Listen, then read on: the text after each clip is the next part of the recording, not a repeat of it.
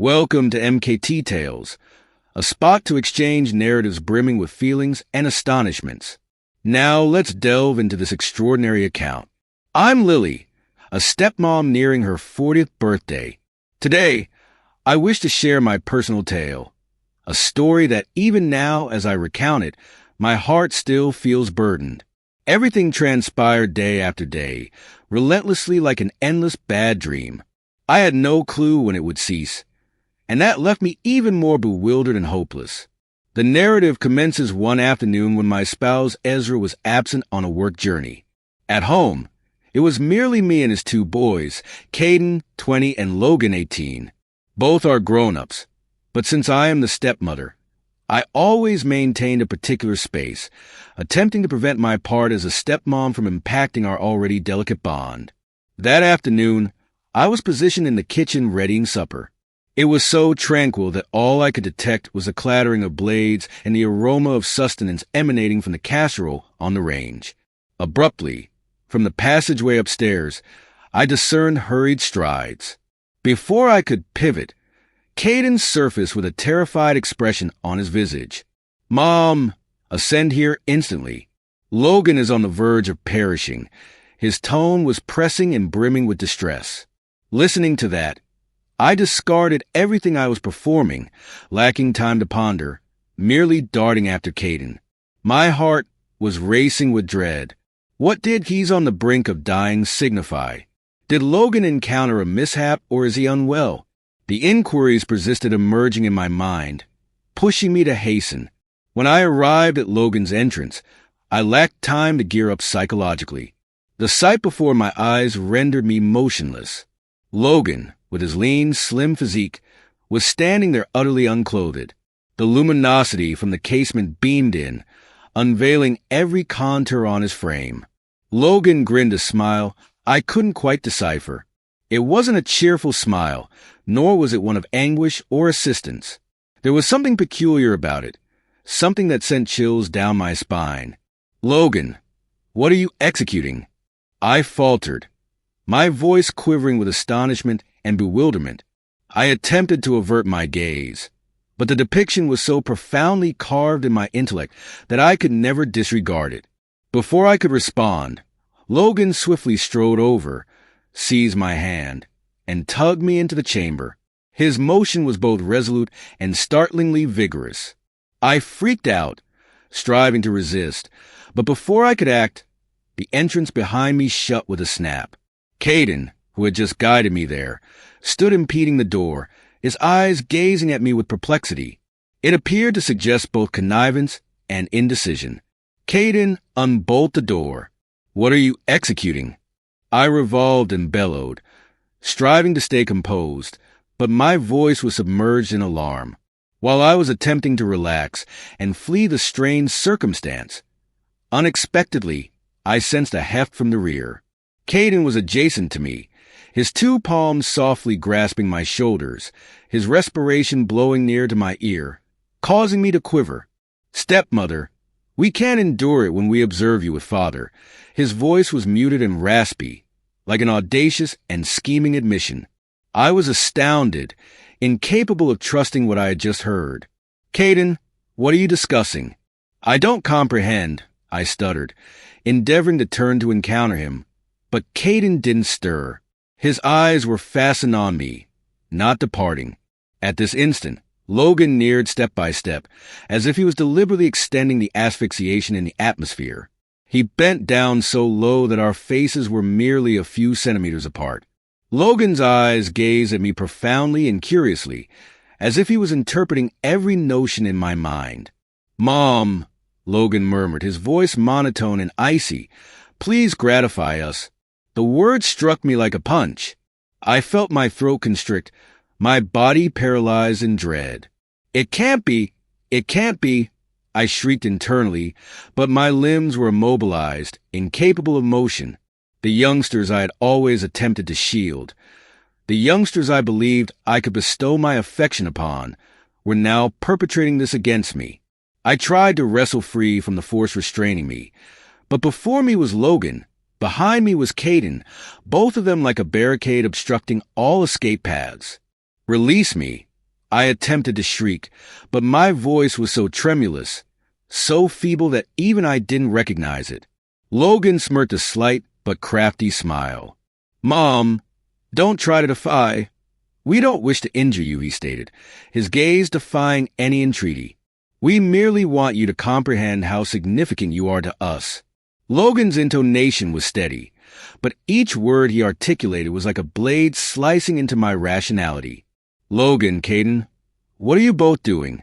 Cease it instantly," I cried out, trying to suppress the terror in my voice, but that only rendered us both more audacious. Caden, from behind, fortified his clutch on my shoulders, inclined down near to my ear, and declared, "Stepmother, you don't grasp. Each time we see you, we can't govern ourselves." Hearing that, I attempted to repel Caden but failed. I was about to utter something. A word halted, but before the sound could break free, an arm delicately slid beneath my slim blouse. The fingertips grazed my concealed places, conveying an enthralling warmth, causing my entire frame to stiffen. An odd electrical current coursed down my spine, inducing all my senses to plummet into a state of immobility. I desired to speak. I truly yearned to say halt, but my lips were compressed, the words incapable of escape. As if the burden of the conflict within me had imprisoned my resolve in that instant, I could only remain motionless, my heart throbbing fiercely amidst inner turmoil. I strove to regulate my physique, yearning to retreat, longing to flee this alluring contact, but it was horrifying. My body no longer heeded my intellect. Like an innate reflex, each personal gesture was progressively reciprocated, feebly then more fervently. I distinctly sensed myself veering from the principles that had formerly grounded me. They alternated caressing me. The gestures appeared interminable, their eyes gleaming with victory and audacity, devoid of any trace of uncertainty or restraint. Each action seemed to lure me into a cul-de-sac whirlpool where all my resolve to command was steadily worn away. I endeavored to retain some lucidity, tried to discover myself amidst this tumult, but all my endeavors were futile. What was occurring around me was akin to a nightmare I couldn't awaken from. My figure reacted contrary to my volition, in direct contradiction to the screaming mind. It was an uncomfortable blend of profound mortification, loss, and a feeling I couldn't identify, nearly alien and brimming with culpability. I was aware it was incorrect, that I was traversing a boundary of no return, but it was horrifying to realize that I couldn't prevent myself from welcoming a tiny portion of this unfamiliar exhilaration. It was like a tempest that swept away every logical barrier I'd erected throughout my life. With each fleeting moment, I felt myself forfeiting more and more of what I had trusted in. What I had clung to was now mere remnants. I was no longer myself. I had transformed into an indistinct entity, exploited and manipulated by powerful hands, unrestrained gazes. I was a plaything for their egotistical gratification, and the actuality, before my sight became contorted, blurred like a canvas ripped by disorderly hues. I don't recall how I withstood what transpired. Each moment was a battle between awareness and impulse, between a frantic endeavor to escape and a mounting sense of surrender. My ultimate boundaries had been shattered, both corporeal and psychological. They had traversed every limit, and so had I. That evening, when everything had concluded, I remained motionless, frozen. The timepiece now ticked in the chamber, and I attempted to inhale, but my breast felt constricted. I had traversed a boundary from which there was no retreat. Each footstep I took away from the room felt ponderous, as if the burden of my transgression had been affixed to my shoulders. My psyche was inundated with tumultuous contemplations. What had I executed? How did it arrive at this juncture? Visages of Caden and Logan, my spouse's two offspring from a prior union, flickered through my thoughts, stirring sentiments of culpability and utter bewilderment. We had lost our way in a moment of frailty and had breached ethical limits that ought never to have been infringed. I entered the lavatory and allowed the frigid water to rinse over me, hoping it would cleanse the impurity that encompassed me. But no, The chill water could not alleviate the chaos in my mind. I gazed into the looking glass, beheld an unfamiliar visage, eyes vacant and profound. I pondered how long I could conceal this, if I possessed the fortitude to proceed as if nothing had occurred. A portion of me desired to disclose everything to my husband, confess all, and accept accountability, but that notion was instantly dismissed. If I revealed this to him, our family would be shattered. The fractured fragments of trust would never be reunited. I could not inflict that upon my husband, who had always cherished and trusted me implicitly. Thus, I opted to stay silent. I assured myself that time would mend all injuries, that if I did not divulge, no one would be aware. But Caden and Logan held differing views. I sensed their gazes, eyes that appeared to validate that now between us there was more than merely this solitary instance. They commenced approaching me more with equivocal gestures and phrases, rendering it unfeasible for me to find solace. Their deeds were no longer merely audacious trials, but now a ceaseless possession devoid of hesitation or reserve.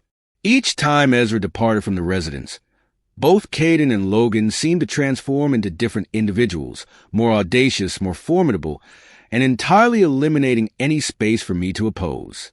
Initially, I still strove to defy.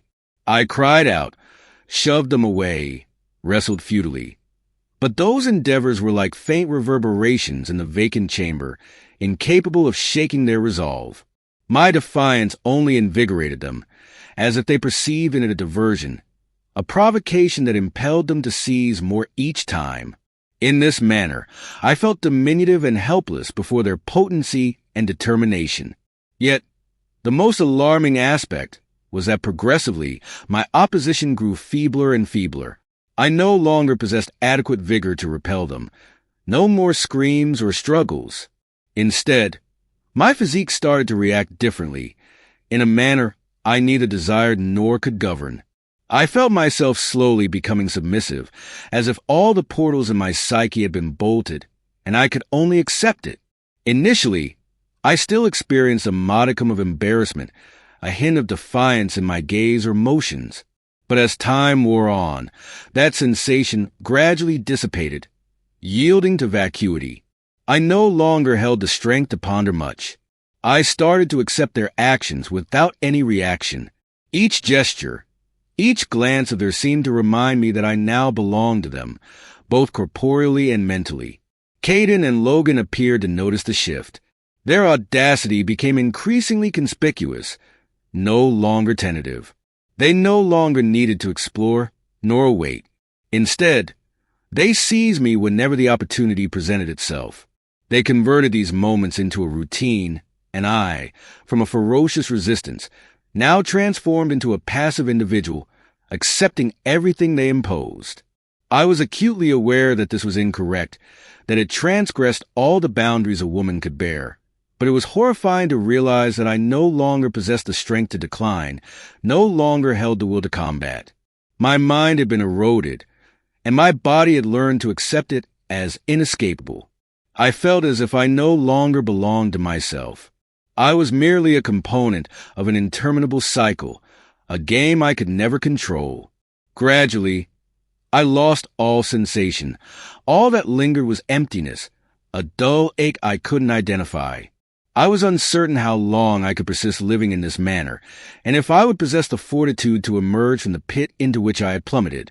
Those days transformed into an endless loop, where each passing day merely brought more gloom to my existence. I was at a loss for what to do. Each evening, reclining beside Ezra, I observed him slumber peacefully, his countenance so tranquil that it caused my heart to throb with anguish. He remained oblivious to the events transpiring behind his back, unaware that the spouse he cherished and trusted harbored such a somber secret. I contemplated whether I should reveal everything to terminate it all, to liberate myself. But if I did, what would become of this family? Would Ezra ever pardon me, or would he depart forever? A part of me yearned to admit everything, to prostrate myself before him, to confess that I was wrong, that I lacked the strength to prevent it initially. Yet the other part, the frightened and feeble aspect, impeded me from doing so. I dreaded losing him, feared the dissolution of the family we had constructed together. I feared his disappointed gaze, feared his reproaches, feared an irrevocable separation. But if I persist in my silence, how long will this endure? How many more days can I bear this? Caden and Logan exhibit no indications of ceasing, and I myself am descending deeper into the morass of resignation. I am losing command of myself, and that alarms me more than ever. I require an escape, a means to salvage myself within this family, but I am clueless.